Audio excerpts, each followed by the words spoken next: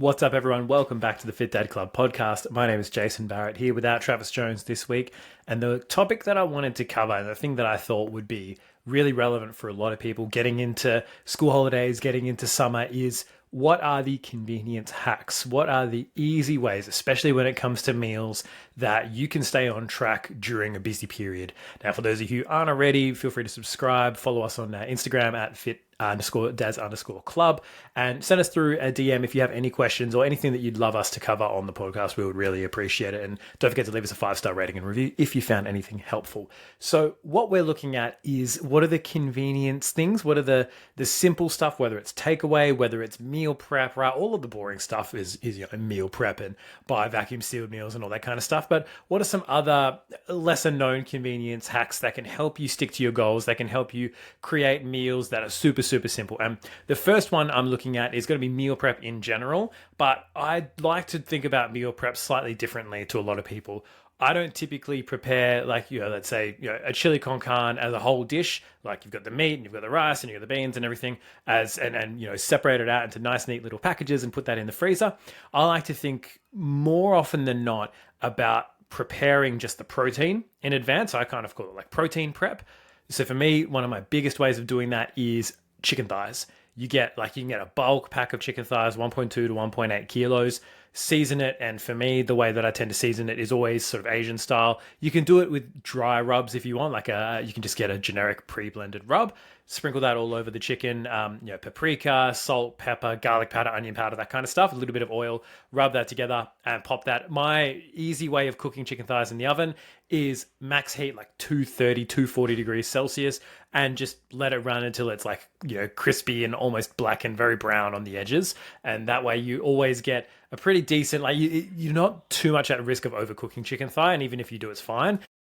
Whereas chicken breast gets really dry and stringy and it's not as flavorful and not as nice. The texture of it is the main thing that you're looking for. So I just chuck it in for 20, 30 minutes on the highest heat, so the outside gets nice and crispy, or at least a little bit charred, and then the inside is, a lot of the fat is rendered out. Always boneless, always skinless. You can go bone in if you like to. I find that gives you a bit more forgiving, but you're also paying a bit more for the bone. It's a bit more of a pain in the ass to remove it afterwards.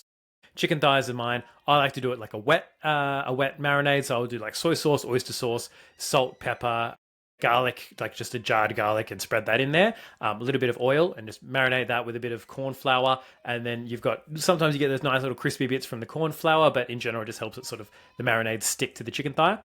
And I'll prep a shit ton of that, right? So just a shit ton of chicken thigh that you can either pop in the freezer, or you can put it through, honestly, anything. You can chop it up and put it on top of rice with vegetables pretty easily. One of the hacks obviously being having freezer vegetables. So having either those microwavable single serve packs that you can pop in the microwave for 40 seconds and then you've got a serve of veggies, or just straight up frozen mixed winter veg that you can pop in a pan like a wok on really high heat. Just keep on moving it around until they're all cooked through, right? Cooking them from frozen usually means you can actually get a pretty decent texture from them, but they will come eventually like a little bit soggy. So it's the trade-offs of convenience. Or you can go, no veg, but I wouldn't recommend that because veg helps keep you full, more fiber, all that good stuff. Having some kind of convenient source of veg to throw in is always handy, but you can put the chicken thighs in a wrap. You can put it over rice. You can put it through noodles. You can put it in a sandwich. You can use whatever, right? So protein prep, whether it's chicken thighs, whether it's doing a roast, right? You can do like a lean blade roast and you can cut the fat cap off after it's cooked, and you've got pretty bloody lean roast beef that you can, again, put through anything, right? We're not limited by simple, like the meal ideas on archetypes. You can chop that roast up finely and put it through spaghetti. Like, it doesn't matter what the meals are. You're just looking for a source of protein, source of carbs, source of fat, and some kind of veg, right? So whatever you're doing it doesn't have to be, I've got roast beef, so it has to be a roast beef sandwich. That's the only thing I can make with it. You can be flexible. You can be creative with it. So having that and that protein prepped and in the fridge and in the freezer makes it really easy for you to just reheat that and throw it through something quick. The second part of this, in terms of throwing it through something quick, is looking at what sources of carbs have you got readily available so you can create a meal so you don't end up underfeeding yourself or having something disappointing and then you end up snacking, right? Microwave rice is a big one. 2-minute noodles are another big one. Having bread and rolls in the freezer for a default. If I don't have anything, I'll grab a roll out of the freezer, microwave it, chuck some meat in, and then I've got a meal in essence. Put some lettuce in there and some cucumber and feel healthy, and then I'm good to go. So having like an Uncle Ben's microwave rice, like a single serve, they have high protein versions of that. Same thing with, cans of tuna. Obviously, I'm not a big tuna eater. I'm not a big fish eater. So I don't think about those ones, but they're another great convenience option. But what we're looking at is as much as we can, just like pre-prepped, pre-packed, like easy, accessible sources of protein and also sources of carbs to help you build your meals. You don't really need sources of fat like on hand that much. Usually you get that from the meat that you're eating, or you can get it from a source. Like those are pretty simple to add into a meal, but you need a carb for like the base of the meal and the volume of the meal more often than not, some veg to help give you some actual food volume as well as fiber, and then protein for obviously hitting your protein target and keeping yourself fuller for longer. If you can have convenient options for all three of those for just when shit hits the fan and you don't have time to get a meal out, those are probably some of my best options and recommendations. When it comes to things like actually prepping meals, what you're looking at are things like overnight oats, right? This is something that it's not really, you can prep a huge batch of it and then just take out like, a quarter of it each morning as you have it. But, the night before, everything's cleaned up in the kitchen. You put, half a cup of oats, half a cup of skim milk, a little bit of yogurt, some chia seeds, and some protein powder. You mix it up, you put it in the fridge, and there you go. You've got your breakfast sorted the next morning. So if you're on the run, you've got something you can grab and go. Same thing can be said for something like a smoothie. You can either put all the ingredients together in like a NutriBullet container, and then you just literally blend it the next morning. You don't even have to, or you can just make it the next morning. It's not too big of an ask.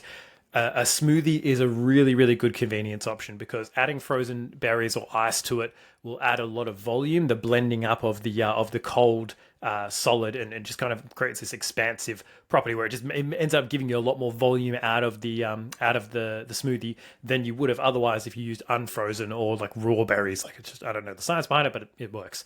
So adding frozen berries to your smoothies will help. Adding a bit of protein powder, that's one of the sort of the quickest convenient options that you can have. And don't be afraid to have things like that for lunch as well. If you have something where you're going to be going out, you're not hungry yet, you don't want to pack something with meat in it because you're not going to have somewhere where you can reliably heat it up and you're not going to be able to keep it cold. Something like overnight oats is a great option, right? You can put it in the esky and it's like, it doesn't matter if it hits the danger zone of food bacteria because you've not got any meat in it, and it's not going to give you salmonella if you're eating room temperature chicken. So having something like a smoothie or something like a overnight oats for your lunch is not a bad idea as well. If you're going out to a kid's school carnival, or like a sporting thing where you're going to be out during the lunch period, instead of getting, a pie or a hot dog or something like that, you've got something that's pre-prepped and packed that's going to have a lot of protein, a lot of fiber to keep you full. These little like think ahead meal plans, like, well, what am I going to do for the next day? Even just as simple as like pre-portioning and looking at, oh, what am I going to need for my sandwich? Right, cool. I'm going to shred up the chicken breast and I'm going to pop it in this container and I'm going to put in the salad so I can just dump all of that onto a bun, squish it together, I'll put some sauce on, I'm good to go.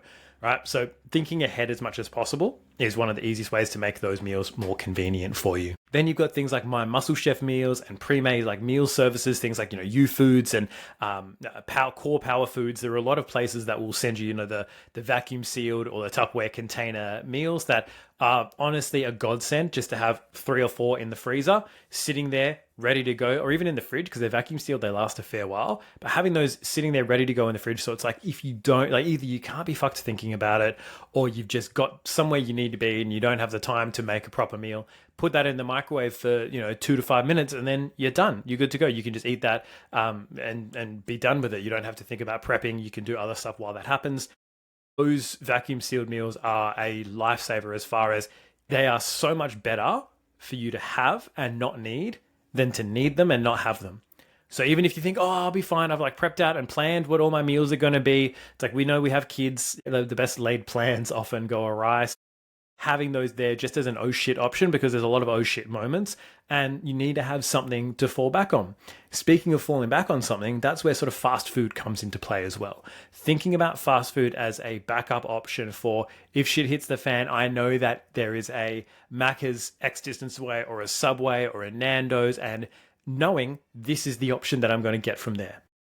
Your go-to, your easiest option ever is always grilled chicken something, right? if you've got the room for it in your diet, a grilled chicken burger. If you haven't, a grilled chicken salad.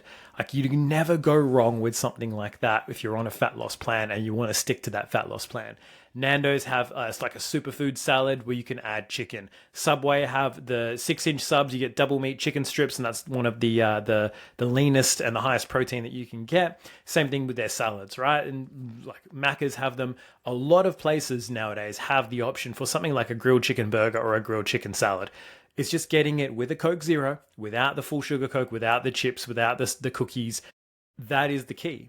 Most people, they're like, oh, I ate healthy, I had this salad, but then, you got a small chips and a Pepsi with it. And it's like, well, that's an extra, 400-500 calories just from those two items that you've added on to your quote unquote healthy meal. So for them to be an accurate and a relevant convenience option, you need to make sure you know what the options are. This is a default that I'm going to order if I go there, because you don't want to rely on your willpower in the moment with temptation, right? The kids have ordered a double quarter pounder with chicken nuggets and you've got this and that, and you're starting to get tempted. But it's like, if you know exactly what you're having, you don't need to look at the menu. You don't need to look at the new special extra fried chicken burger with double bacon that they've got on there.